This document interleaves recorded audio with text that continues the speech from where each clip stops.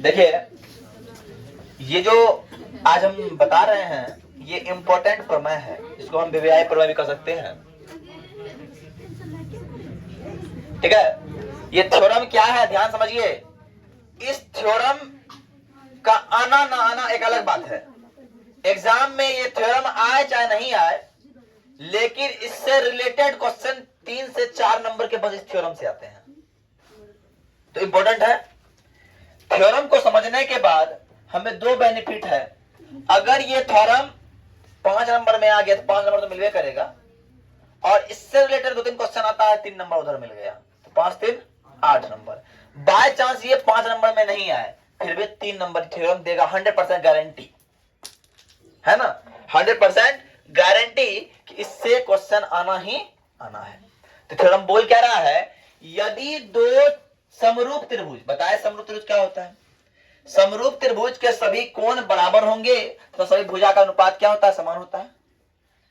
समरूप होने की क्राइटेरिया क्या है कि किसी 2 त्रिभुज तभी समरूप होंगे जब उसके सभी कोण क्या हो, सभी संगत कोण आपस में बराबर हो, तथा उसके जो संगत भुजाओं का अनुपात हो वो क्या हो, बराबर हो। तो यहां बात क्या बोल रहा है, अनुपात का क्षेत्रफल है। अगर 2 त्रिभुज समरूप है, उसके क्षेत्रफल का अनुपात उनके संगत भुजा के अनुपात के वर्ग के बराबर होता है। ये बात हमें प्रूव करना है। तो पुराने 2 त्रिभुज हम बना दिए। एक त्रिभुज लिए ए बी सी, एक लिए डी ई एफ। हम ये लिए तो मान देते हैं, बनाने के लिए प्रूफ कैसे करना है, प्रूफ करने के लिए देखिए,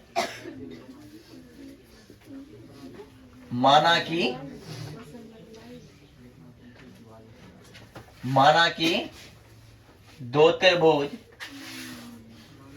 ए बी सी और त्रिभुज डी ई एफ है। माना कि 2 त्रिभुज ए बी सी और डी ई एफ है जो समरूप है। क्या है, समरूप है। समरूप है। समरूप होने का मतलब क्या है, जैसे संगत कोण बराबर होंगे, है ना। कोण ए बराबर कोण डी, कोण बी बराबर कोण ई, और कोण सी बराबर कोण एफ। और क्या होगा, ए बी बट्टे डी, ए सी बट्टे डी एफ, और बी सी बट्टे ई एफ। ऐसा हम अपने मन से क्यों लिखे कि पहले ही बोल दिया त्रिभुज क्या है, त्रिभुज क्या है, समरूप है। जब समरूप त्रिभुज हो, जब त्रिभुज क्या हो, समरूप हो, तो सर ये चीज होना आवश्यक है, तब तो समरूप है, नहीं तो समरूप नहीं होगा। अब बात समझिए। अब बोल रहा है क्या, एक वर्ड यूज किया जा रहा है यहाँ पे, क्षेत्रफल यूज किया जा रहा है। क्षेत्रफल का फॉर्मूला होता है 1/2 आधार गुना ऊंचाई। इस त्रिभुज में कहीं आपको ऊंचाई दिख रहा है, नहीं दिख रहा है, तो ये हमें ऊंचाई बनाना पड़ेगा।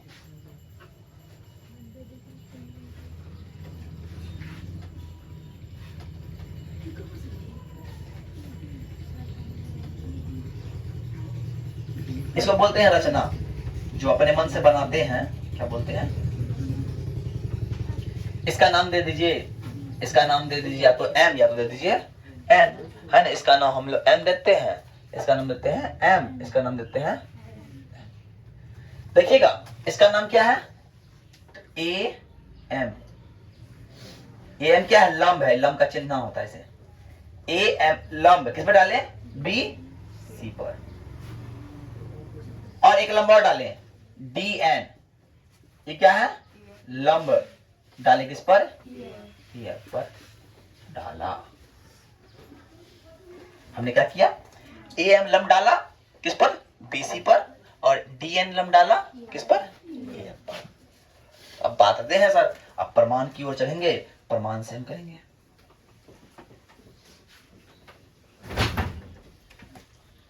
पहले एरिया लीजिए, त्रिभुज क्षेत्रफल बात कर रहा है ना, एरिया ऑफ त्रिभुज A B C, area of त्रिभुज ए बी सी।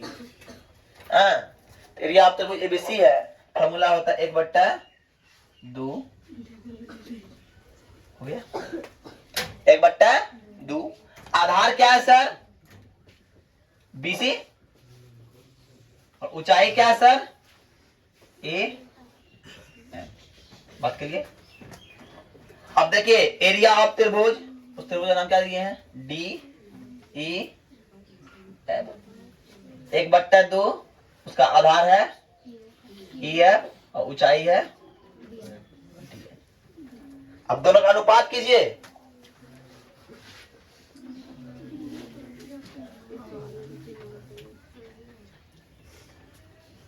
तो अनुपात कीजिए क्या होगा? एरिया ऑफ त्रिभुज एबीसी बट्टा एरिया ऑफ त्रिभुज डीई। कुछ कट रहा है दोनों में? ई खत्म हो गया, क्या बचा? बीसी गुना ए एम या बीसी बट्टा ई एफ बट्टा डी एन। इतना बचा कि नहीं? बोलो यस या नो। समझ में आया बात यहां तक? इसको ले समीकरण 1 क्या ले लीजिए? हमको बोला है किसी भुजा का स्क्वायर करने, लेकिन यहां बीसी आ रहा है बट्टा ई एफ आ रहा है, लेकिन स्क्वायर तो सर नहीं आ रहा है। कैसे स्क्वायर होगा सर? कुछ तो करना पड़ेगा। तो एक काम करते हैं, हम इन दोनों त्रिभुज को समरूप करवाते हैं। पहले इन दोनों त्रिभुज को समरूप करवाने का प्रयास करते हैं। कैसे प्रयास करते हैं देखिए। अब लीजिए बात, हमने कहा सर अब त्रिभुज, एक त्रिभुज लीजिए बी डी या बी ए एम, दिख रहा है आपको? ये वाला त्रिभुज बी ए एम है ना? बी ए एम होगा, डी ए एम। हाँ बी ए एम, सॉरी। और इसका नाम क्या होगा?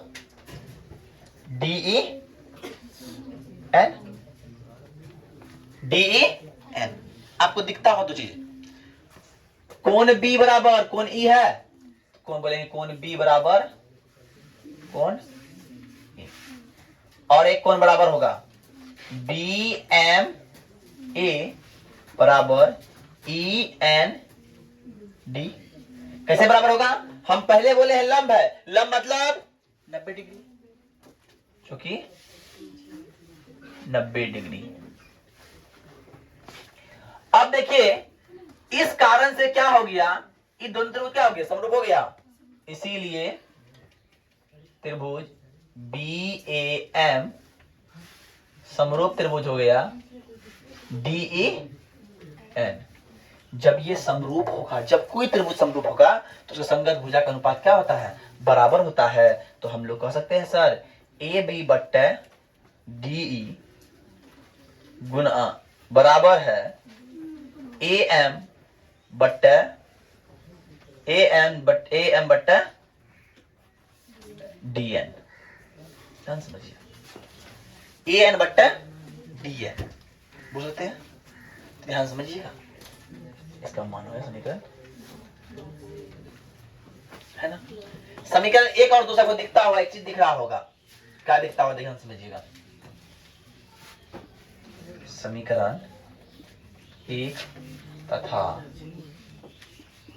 2 से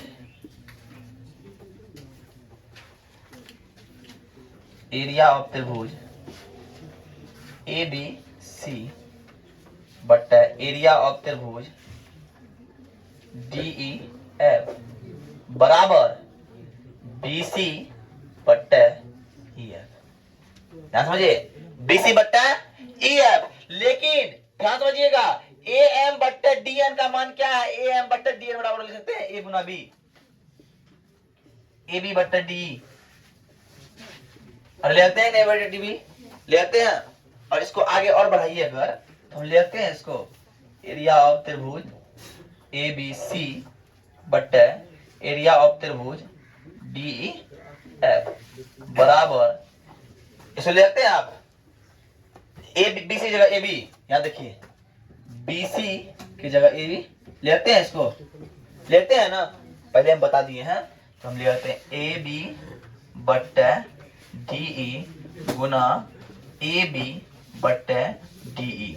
और हमको बोला है, यहाँ एक चीज लिखना हम भूल गए, प्रूफ क्या करना था, यहाँ एक चीज लिखना हम भूल गए, प्रूफ क्या करना, सिद्ध करना है, दीजिए सिद्ध करना है, सिद्ध करना है कि एरिया ऑफ त्रिभुज ए बी सी बट्टे एरिया ऑफ त्रिभुज डी ई एफ बराबर है ना ए बी बट्टे डी ई का स्क्वायर बराबर बी सी बट्टे ई एफ का स्क्वायर बराबर ए सी बट्टे डी एफ का स्क्वायर, ये बराबर प्रूफ करना था। तो यहाँ से प्रूफ क्या हो रहा है, यहाँ से प्रूफ हो रहा है, एक प्रूफ हो गया ना, वीडियो में क्लियर आ रहा है जो हम लिख रहे हैं, ए बी सी बट्टे एरिया ऑफ त्रिभुज D E F, A B बट्टे डी ई का स्क्वायर। ध्यान समझिए, कोई एक बराबर हो गया, कोई एक बराबर हो गया ना, कोई एक पूरा गया ना, और यहाँ इसके बराबर ये, इसके बराबर ये, इसके बराबर ये, तो पूरा तो बराबर ही होगा ना, इसीलिए ले जाते हैं। अतः इसी प्रकार एरिया ऑफ त्रिभुज A B C, area of त्रिभुज ए बी सी है ना, एरिया ऑफ त्रिभुज ए बी सी बट्टे एरिया ऑफ त्रिभुज डी ई एफ बराबर ए बी बट्टे डी ई का स्क्वायर बराबर ए सी बट्टे डी ई का स्क्वायर डी एफ का स्क्वायर बराबर बी सी बट्टे ई एफ का स्क्वायर। ये प्रूफ करने बोल रहा था, हो गया। अगर बनाने आ गया तो 5 नंबर में ये प्रूफ करने में आएगा, 5 नंबर रख देगा, फिर देगा आंसर बना दिया तो कहीं बने। बात समझ में आ रही है? अब इससे रेड क्वेश्चन बताएंगे, पहले इसको उतार लीजिए, ठीक है ना। अब कोई समझाने समझने लायक कोई बातें नहीं है इसमें।